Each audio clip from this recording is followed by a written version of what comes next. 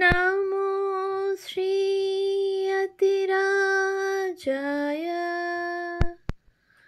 विवेकानन्दसूरये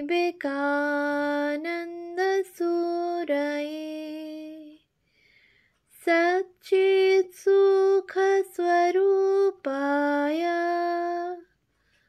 स्वामिने तापहारिणे। পূজনীয় শ্রী শরৎচন্দ্র চক্রবর্তী মহাশয়ের রচনা স্বামী শিষ্য সংবাদ গ্রন্থ থেকে পাঠ, পৃষ্ঠা সংখ্যা 187, দশম বল্লী। স্বামীজি, এই জ্ঞাতা জ্ঞেয় বা জানাজানি ভাব থেকেই দর্শন, শাস্ত্র, বিজ্ঞান সব বেরিয়েছে। কিন্তু মানব মনের কোনো ভাব বা ভাষা জানাজানির পারের বস্তুকে সম্পূর্ণরূপে প্রকাশ করতে পারছে না। দর্শন, বিজ্ঞান আদি পার্শিয়াল ট্রুথ, উহারা সেই জন্য পরমার্থ তত্ত্বের সম্পূর্ণ এক্সপ্রেশন কখনোই হতে পারে না। এই জন্য পরমার্থের দিক দিয়ে দেখলে সবই মিথ্যা বলে বোধ হয়। ধর্ম মিথ্যা, কর্ম মিথ্যা, আমি মিথ্যা, তুই মিথ্যা, জগৎ মিথ্যা। তখনই দেখে যে আমি সব, আমি সর্বগত আত্মা, আমার প্রমাণ আমি। আমার অস্তিত্বের প্রমাণের জন্য আবার প্রমাণান্তরের অপেক্ষা কোথায়? আমি শাস্ত্রে যেমন বলে নিত্যমস্মৎ প্রসিদ্ধম, আমি ওই অবস্থা সত্য সত্যই দেখেছি, অনুভূতি করেছি। তোরাও দেখ, অনুভূতি কর, আর জীবকে এই ব্রহ্মতত্ত্ব শোনাগে, তবে তো শান্তি পাবি। ওই কথা বলিতে বলিতে স্বামীজির বদন গম্ভীর ভাব ধারণ করিল এবং তাহার মন যেন কোন এক অজ্ঞাত রাজ্যে যাইয়া কিছুক্ষণের জন্য স্থির হইয়া গেল। কিছুক্ষণ পরে তিনি আবার বলিতে লাগিলেন, এই সর্বমত গ্রাসিনী, সর্বমত সমঞ্জসা ব্রহ্মবিদ্যা নিজে অনুভব কর আর জগতে প্রচার কর। এতে নিজের মঙ্গল হবে, জীবেরও কল্যাণ হবে। তোকে আজ সার কথা বললাম, এর চাইতে বড় কথা আর কিছুই নেই। শিষ্য: মহাশয়, আপনি এখন জ্ঞানের কথা বলিতেছেন, আবার কখনো বা ভক্তির, কখনো কর্মের এবং কখনো যোগের প্রাধান্য কীর্তন করেন। উহাতে আমাদের বুদ্ধি গুলাইয়া যায়। স্বামীজি: কি জানিস, এই ব্রহ্মজ্ঞ হওয়াই চরম লক্ষ্য, পরম পুরুষার্থ। তবে মানুষ তো আর সর্বদা ব্রহ্ম সংস্থ হয়ে থাকতে পারে না। বুত্থানকালে কিছু নিয়ে তো থাকতে হবে। তখন এমন কর্ম করা উচিত যাতে লোকের শ্রেয় লাভ হয়। এজন্য তোদের বলি, অভেদ বুদ্ধিতে জীব সেবারূপ কর্ম কর। কিন্তু বাবা, কর্মের এমন মার প্যাচ যে মহা মহা সাধুরাও এতে বদ্ধ হয়ে পড়েন। সেই জন্য ফলাকাঙ্ক্ষাহীন হয়ে কর্ম করতে হয়। গীতায় ওই কথাই বলেছে। কিন্তু জানবি, ব্রহ্মজ্ঞানে কর্মের অনুপ্রবেশও নেই।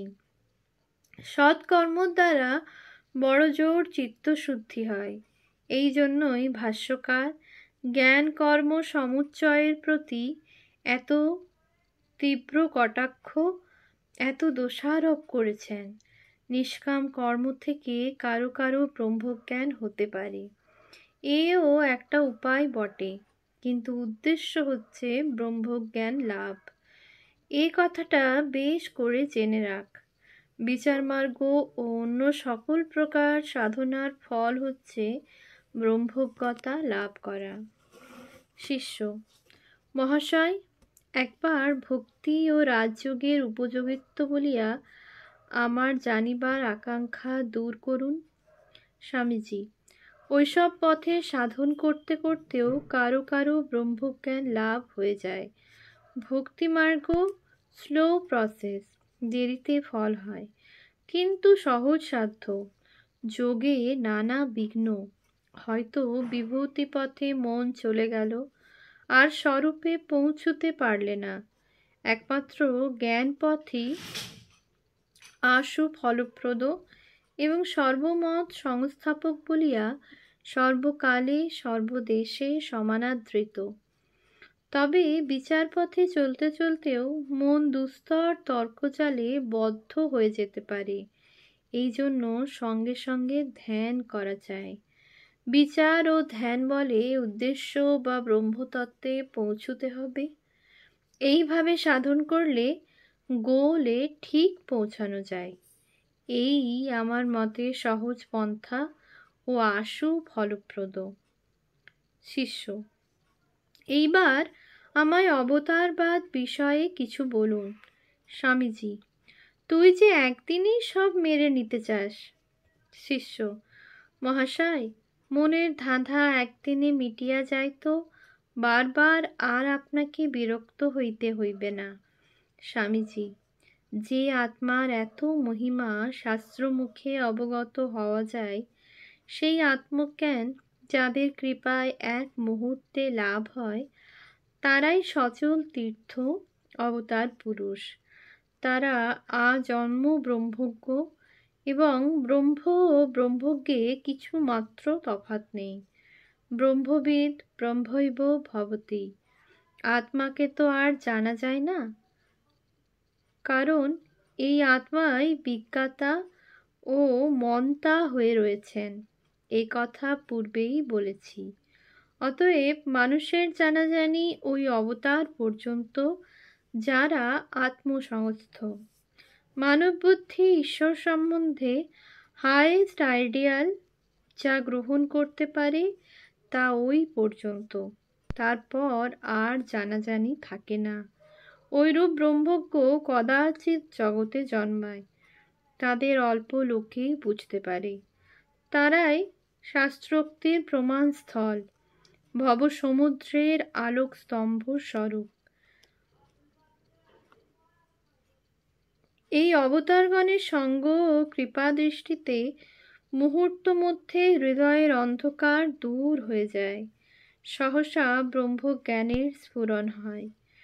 কেন বা কি প্রসেসে হয়, তা নির্ণয় করা যায় না, তবে হয়, হতে দেখেছি। শ্রীকৃষ্ণ আত্মসংস্থ হয়ে গীতা বলেছিলেন। গীতার যে যে স্থলে অহং শব্দের উল্লেখ রয়েছে, তা আত্মপর বলে জানবি। মামেকাং শরণং ব্রজ, কিনা আত্মসংস্থ হও। এই আত্মজ্ঞানই গীতার চরম লক্ষ্য। যোগ আদির উল্লেখ ওই আত্মতত্ত্ব লাভের আনুষঙ্গিক অবতারণা। এই আত্মজ্ঞান যাদের হয় না, তারাই আত্মঘাতী। বিনিহাস্তিয়া সদ্গ্রহাৎ, রূপপ্রসাদের উদ্বন্ধনে তাহার প্রাণ যায়। তারাও তো মানুষ, দুদিনের ছাইভাষ্য ভোগকে উপেক্ষা করতে পারবেনি। যায়স্য মৃয়স্যের দলে যাবি। শ্রেয়কে গ্রহণ কর, প্রেয়কে পরিত্যাগ কর। এই আত্মতত্ত্ব আচণ্ডাল সবাইকে বলবি। বলতে বলতে নিজের বুদ্ধিও পরিষ্কার হয়ে যাবে। আর তত্ত্বমসি, সোহমস্মি, সর্বং খলবিদং ব্রহ্ম প্রভৃতি মহামন্ত্র সর্বদা উচ্চারণ করবি এবং হৃদয়ে সিংহের মতো বল রাখবি। ভয় কি? ভয় মৃত্যু, ভয়ই মহাপাতক। নররূপী অর্জুনের ভয় হয়েছিল, তাই আত্মসংস্থ ভগবান শ্রীকৃষ্ণ তাকে গীতা উপদেশ দিলেন। তবু কি তার ভয় যায়? পরে অর্জুন যখন বিশ্বরূপ দর্শন করে আত্মসংস্থ হলেন, তখন জ্ঞানাগ্নি দগ্ধ কর্মা হয়ে যুদ্ধ করলেন। শিষ্য: মহাশয়, আত্মজ্ঞান লাভ হইলেও কি কর্ম থাকে? স্বামীজি: জ্ঞান লাভের পর সাধারণে যাকে কর্ম বলে, সেরূপ কর্ম থাকে না। তখন কর্ম জগদ্ধিতায় হয়ে দাঁড়ায়। আত্মজ্ঞানীর চলন বলন সবই জীবের কল্যাণ সাধন করে। ঠাকুরকে দেখেছি দেহস্থপি না দেহাস্থা, এই ভাব। ঐরূপ পুরুষদের কর্মের উদ্দেশ্য সম্বন্ধে কেবল এই কথা মাত্র বলা যায়, লোকবত্তু লীলা কৈবল্যম।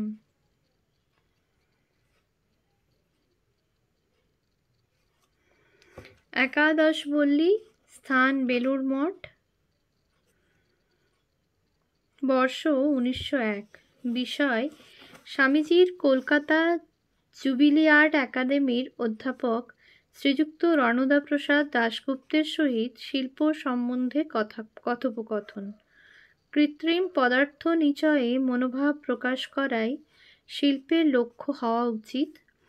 ভারতের বৌদ্ধ যুগের শিল্প ওই বিষয়ে জগতে শীর্ষস্থানীয়।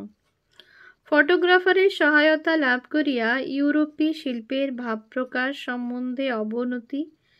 ভিন্ন ভিন্ন জাতির শিল্পে বিশেষত্ব আছে। জড়বাদী ইউরোপ ও অধ্যাত্মবাদী ভারতের শিল্পে কি বিশেষত্ব আছে? বর্তমান ভারতে শিল্পাবনতি, দেশের সকল বিদ্যা ও ভাবের ভিতরে প্রাণ সঞ্চার করিতে শ্রীরামকৃষ্ণদেবের আগমন। কলিকাতা জুবিলি আর্ট একাডেমির অধ্যাপক ও প্রতিষ্ঠাতা বাবু রণদাপ্রসাদ দাশগুপ্ত মহাশয়কে সঙ্গে করিয়া শিষ্য আজ বেলুড় মঠে আসিয়াছে। রণদাবাবু শিল্পকলা নিপুণ সুপণ্ডিত ও স্বামীজির গুণগ্রাহী। আলাপ পরিচয়ের পর স্বামীজি রণদাবাবুর সঙ্গে শিল্পবিজ্ঞান সম্বন্ধে নানা প্রসঙ্গ করিতে লাগিলেন। রণদাবাবুকে উৎসাহিত করিবার জন্য জুবিলি আর্ট একাডেমিতে একদিন যাইতেও ইচ্ছা প্রকাশ করিলেন, কিন্তু নানা অসুবিধায় স্বামীজির তথায় যাওয়া ঘটিয়া উঠে নাই।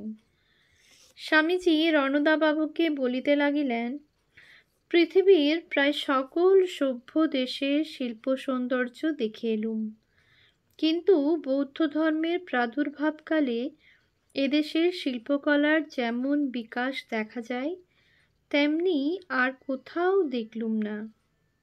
মুঘল বাদশাহের সময়েও ওই বিদ্যার বিশেষ বিকাশ হয়েছিল। সেই বিদ্যার কীর্তিস্তম্ভরূপে আজও তাজমহল, জুম্মা মসজিদ প্রভৃতি ভারতবর্ষের বুকে দাঁড়িয়ে রয়েছে। মানুষ নিজে যে জিনিসটি তৈরি করে তাতে কোনো একটা আইডিয়া এক্সপ্রেস করার নামই আর্ট। যাতে আইডিয়ার এক্সপ্রেশন নেই, রং বেরঙের চাকচিক্য পরিপাটি থাকলেও তাকে প্রকৃত আর্ট বলা যায় না। ঘটি, বাটি, পেয়ালা প্রভৃতি নিত্য ব্যবহার্য জিনিসপত্রগুলিও ওইরূপে বিশেষ কোনো ভাব প্রকাশ করে তৈরি হওয়া উচিত।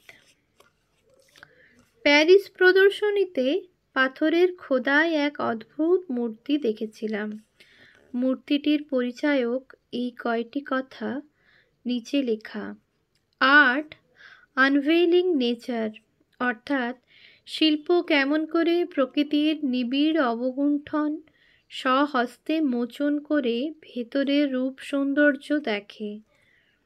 মূর্তিটি এমনভাবে তৈরি করেছে যেন প্রকৃতি দেবীর রূপচ্ছবি এখনো স্পষ্ট বেরোয়নি। যতটুকু বেরিয়েছে ততটুকু সৌন্দর্য দেখেই শিল্পী যেন মুগ্ধ হয়ে গিয়েছে। যে ভাস্কর এই ভাবটি প্রকাশ করতে চেষ্টা করেছেন তার প্রশংসা না করে থাকা যায় না। ওই রকমের অরিজিনাল কিছু করতে চেষ্টা করবেন।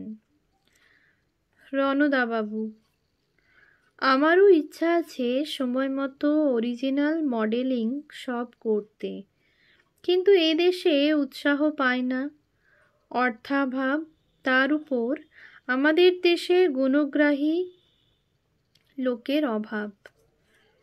স্বামীজি: আপনি যদি প্রাণ দিয়ে যথার্থ একটি খাঁটি জিনিস করতে পারেন, যদি আর্টে একটি ভাবও যথাযথ এক্সপ্রেস করতে পারেন, কালে নিশ্চয়ই তার অ্যাপ্রিসিয়েশন হবে।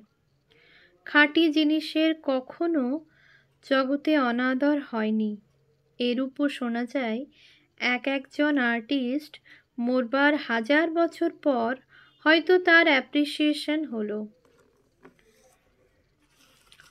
ওম শান্তি শান্তি শান্তি।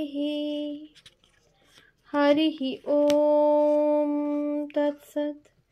শ্রীরামকৃষ্ণার্পণমস্তু।